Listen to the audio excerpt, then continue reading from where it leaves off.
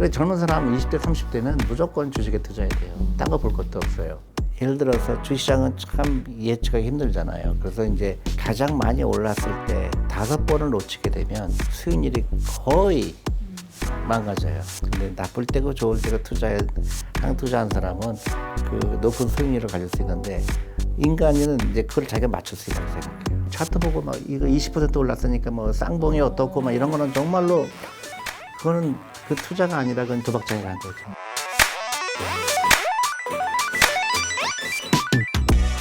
이십 대 30대는 무조건 좀 주식 투자를 좀 해야 된다 이렇게 얘기를 해주셨는데 그럼 좀 연령대별로 20대에서 50대 좀 주식 투자 비중 좀 어떻게 가져가요? 그래서 보통 얘기하는 게 이제 100에서 자기 나이를 빼라고 그래요. 근데 이제는 오래 살잖아요. 네. 그래서 110에서 빼야 된다. 또 어떤 사람은 심지어 120에서 빼야 된다. 그렇게 30대라 그러면 120에서 빼면 90%가 주식에 있어야 되는 얘기죠. 그래서 젊은 사람 20대, 30대는 무조건 주식에 투자해야 돼요. 딴 거 볼 것도 없어요. 나한테 소비하는 거 다 없애야 돼요. 한국 젊은 사람들은 부자처럼 보이려고 하는 게 너무 많아요. 좋은 식당 가려고 그러고 명품 살려고 그러고 그게 금융 문명이라서 그래요. 그러니까 특히 이제 영어로 need란 말을 쓰고 want란 말을 쓰거든요. 그러니까 need하고 want는 뭐냐면 need는 반드시 필요한 거예요. 근데 want는 안 해도 되거든요. 근데 우리 want가 너무 많아요.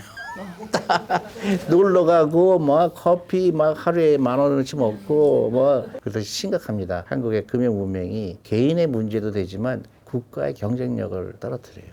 미국이 이렇게 된 이유는 1975년에 연금 개혁을 했어요. 네. 결정적이었어요. 월급쟁이들이 아무리 가르쳐도 노준비 안 하잖아요. 그래서 안 되겠다.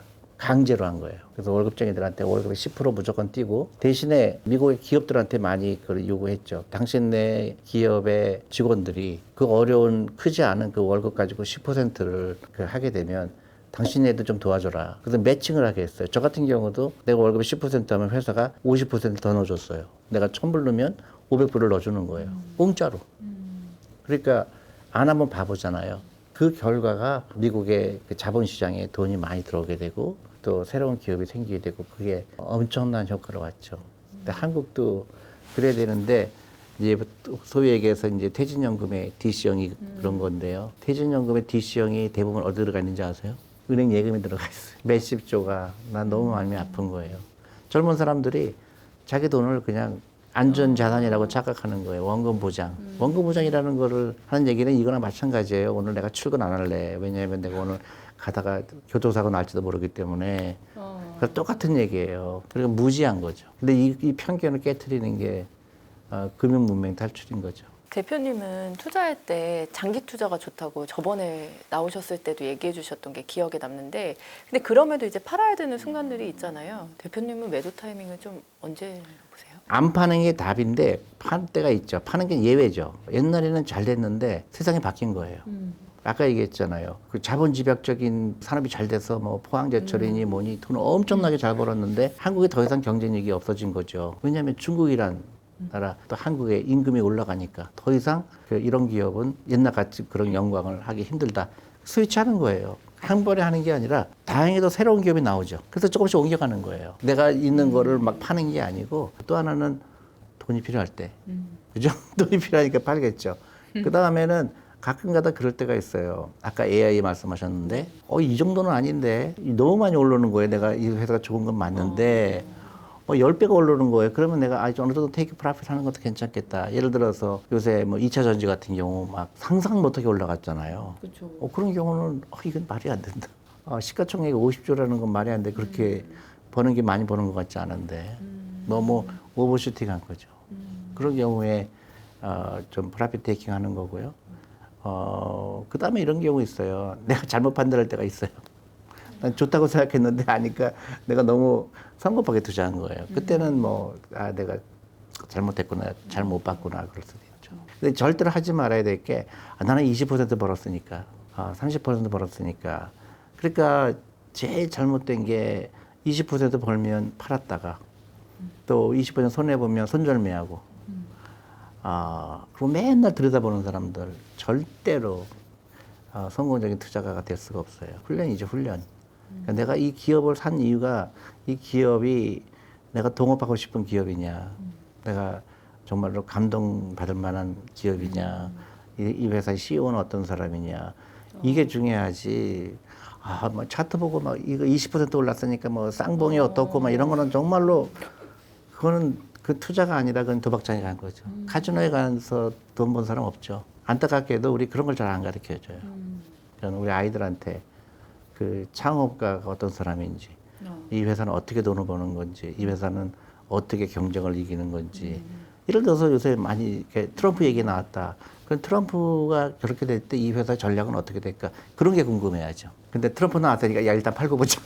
뭐 이런 거라든가 이제 그거는 카지노에 간 거죠. 주식 투자하면 성장주, 가치주 얘기 참 많이 하는데요. 좀 정확하게 차이를 짚어주시고 포트폴리오상 비중 좀 어떻게 가져가면 좋을지도 얘기해. 성장주라는 거는 내 미래를 보고 투자하는 거고, 그다음에 이제 뭐 가치주라 그러면 성장은 좀 덜하지만 그래도 꾸준하게 1년에 5%씩 번다든가 배당을 많이 해준다든가.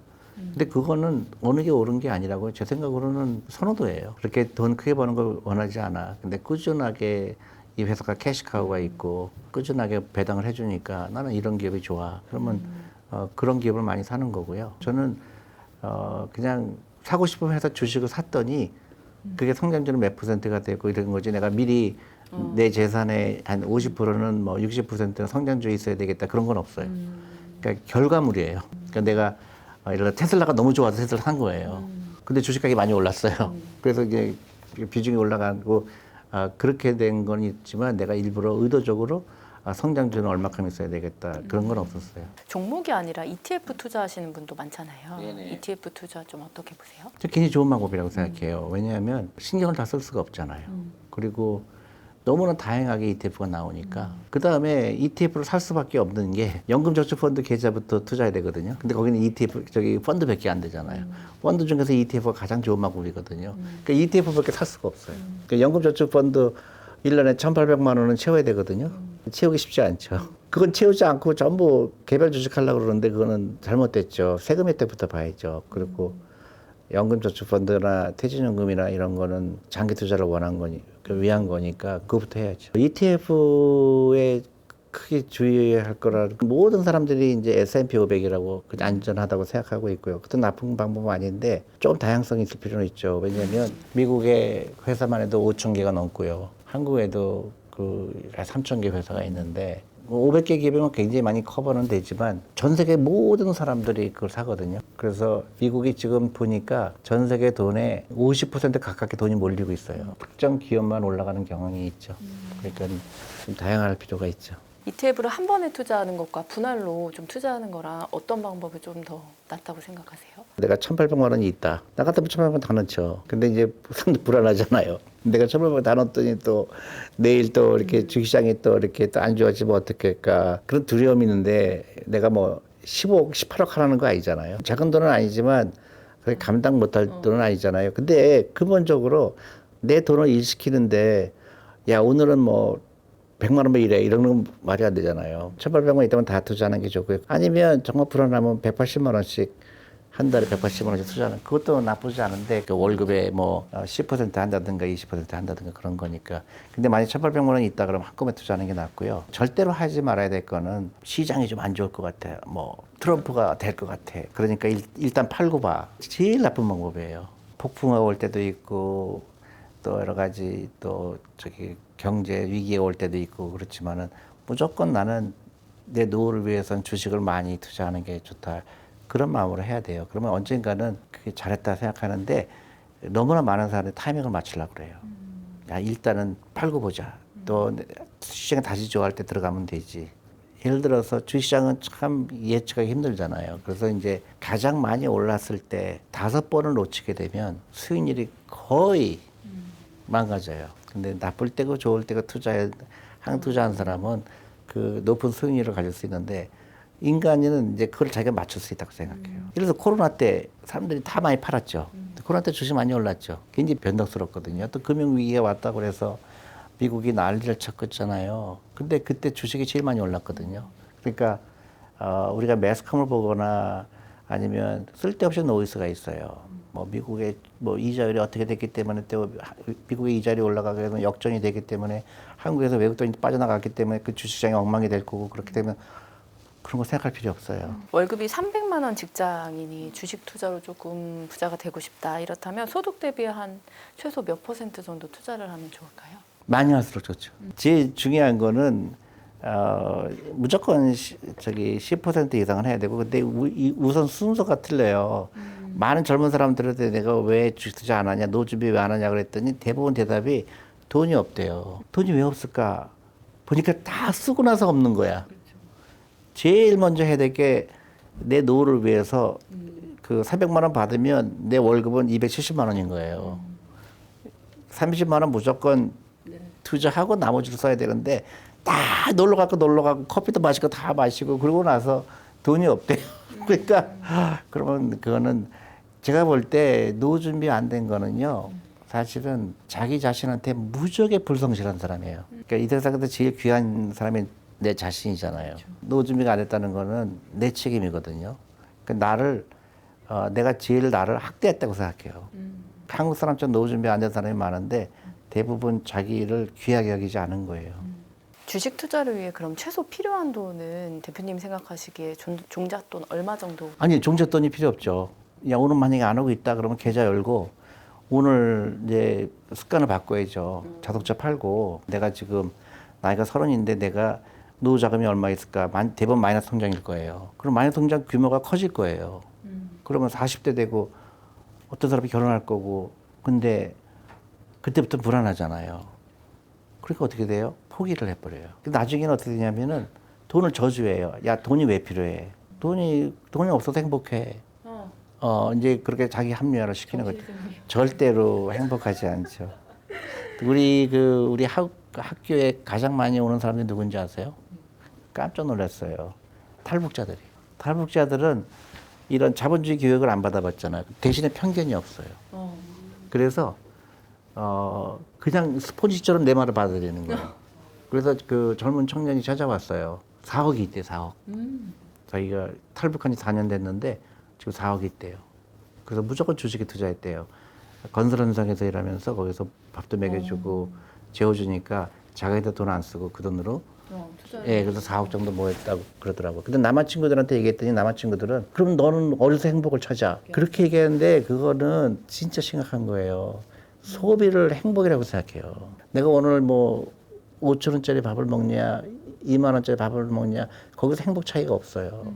근데 그게 그만큼 나를 페인으로 만들 거예요. 그러니까 내가 오늘 백을 사면서 그 백을 삼으로 인해서 나의 그 삶은 망가진 거거든요. 카드가 갚아야 되죠. 그때부터 고민이 시작되는 거거든요. 그래서 가난한 사람들은 부자를 더 부자를 만들려고 엄청나게 노력을 해요. 백을 삼으로 인해서 샤넬백을 만드는 사람은 부자로 만들죠. 근데 한국만 유일하게 그래요. 미국 같은 경우는 고급 백화점이 다 파산 선고를 했거든요. 손님이 없어요. 근데 한국은 뭐 난리예요. 그 사람이 영화배우 같이 뭐 1년에 뭐 몇십억을 벌면은 내가 이런 얘기 왜 하겠어요. 근데 대부분 월급쟁이에요. 학생이거나. 근데 그게 한국이 유난하게 그러니까 이제 금융 문맹은 대가를 치른다고 그랬어요. 무서운 대가를 치른다. 한국이 대가 치르고 있죠. 출산율 낮은 거, 아이들 행복도 꼴찌인 거, 자살률 세계 1등인 거, 다 우리가 금융 문명에서 따르는 대가를 치르고 있는 거예요. 그래서 제가 하려고 하는 거는 우리 아이들 공부 못하기 운동, 학원 안 가기 운동. 학원에서 너무 미워하죠, 저를. 근데 그 처음에 한두기 힘들더라도 지켜야 돼요. 직장인의 투자를 통해서 그럼 가장 빨리 1억을 모을 수 있는 방법, 주식일까요? 주식이죠. 자본시장에서는 자산 에셋 클래스라고 그러죠. 자산이 많잖아요. 너무 간단해요. 자본주의에서 돈 버는 사람 누굴까? 금융에 관련된 사람들이에요. 돈이 일하게 하는 거를 아는 똑똑한 사람이 돈을 많이 벌죠. 그러니까 어떻게 돼요? 월급 많이 받는 사람들 누구죠? 금융권에 있는 사람이죠. 돈을 이해하잖아요. 그리고 투자를 통해서 버는 게 가장 부자가 되는 거고 제일 이제 힘든 게 뭐예요? 자기 육체를 통해서 버는 거죠. 부가가치가 높은 데는 결국은 금융으로 모이게 돼 있어요. 싱가포르 같은 경우 뭐 있어요? 싱가포르 같은 경우 인구도 얼마 안 되잖아요. 근데 1인당 소득이 8만 불이거든요. 그런 거예요. 지식산업, 부가가치가 높은 건 결국 금융이다. 그래서 우리 아이들 의사 하려고 하지 말고 특히 여성들 금융업에 진출해야 돼요. 제가 너무 안타까운 거는 몇 년 전에 모 대학의 여대에 가서 MBA 프로그램에 강연을 갔는데 몇 년 전에 그 프로그램이 금융 프로그램이었는데 문을 닫는데요. 그러니까 여성 중에서 한 명도 금융에 관심 있는 사람이 없는 거예요. 특히 여성들 보면 주식 얘기하면 다 내 얘기가 아니라고 생각하죠. 특히 여성들.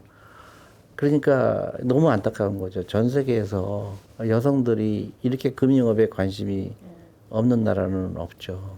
대표님은 한국과 뭐 미국 증시 굳이 아까 전에 구분을 두지 말라고 하셨는데 뭐 회사를 보고 하시겠지만 그래도 조금 더 뭐 치중하시는 쪽이 있으실까요? 똑같은 회사고 똑같은 산업에 있는데 한국 주식이 미국 주식이 한 5분의 1밖에 안 돼요. 가치가. 네. 그러니까 나는 이 한국 주식에 외면할 이유가 전혀 없어요. 대신에 일본처럼 한국 기업이 이제 좀 이제 주주 친화적인 그다음에 어떤 제도나 이런 게 발전되고 그다음에 연기금이나 이런 데가 이제 한국 주식에 투자하고 그렇다고 생각하고요. 또 이제 국민들이 주식은 무조건 해야 되는 거구나 그런 인식이 된다 그러면 특히 이제 은행 예금에 있는 돈이 우리 주식시장에 들어오고 또 우리 1년에 30조가 들어가는 학원비 중에서 일부라도 주식에 들어온다 그러면 한국 주식이 안 오를 이유가 없어요. 우리 스스로 부정하는 거예요. 뭐 국장이니 뭐니 서로 우리를 비하하는 거잖아요. 그러면서 뭐 한국 주식은 안 돼. 반대로 얘기하면은 그런 게 많을수록 그 나라의 주식은 싸다는 얘기거든요. 그 버블이 아니라는 얘기죠. 일본하고 다른 게 일본은 30년 전에 엄청난 버블이었어요. 일본은 그 100대 기업 보면 전부 일본 회사였어요. 그리고 그 부동산도 동경에 있는 부동산 갖고 미국 전체를 산다고 그랬고 실제로도 막 일본 회사들이 미국에 그 부동산을 막 사들였고 이제 그게 이제 다 버블이었던 거죠. 그래서 이제 시간이 30년이 걸린 거예요. 그 버블이 꺼지는데 우리 한국은 다행히 지금 버블은 아니에요. 오히려 그 한국을 사면 안 된다는 사람이 더 많죠. 그래서 그런 면은 다행인데 지금은 금융 교육이 필요해요. 그래서 주식에 투자하는 걸 두려움이 없어야 되고 그리고 기업을 연구하려고 그래야 되고 또 젊은 사람들은 창업을 하고 싶어야 되고 창업 비율이 세계에서 꼴찌예요 또. 그 전부 그 의사 되고 뭐 공무원 되고 그런 그것도 나쁜 건 아니지만 온 국민이 그걸 하려고 그러는 거. 특히 이제 제가 제일 심각한 거는 시험을 통하려고 하는 거. 시험은 그만 봤으면 좋겠어요. 미국에서 유태인들은 그 애들이 뭐 게임 사겠다 절대로는 안 줘요. 네가 벌으라고 그러죠. 그러니까 맥도날드 가서 일해야 되고. 그래서 네가 번 거 갖고 써야 되는데 한국은 엄마가 다 해주잖아요. 그러니까 아이는 나중에 컸을 때 엄마가 안 해주면 어떻게 되죠? 뺏으러 가요.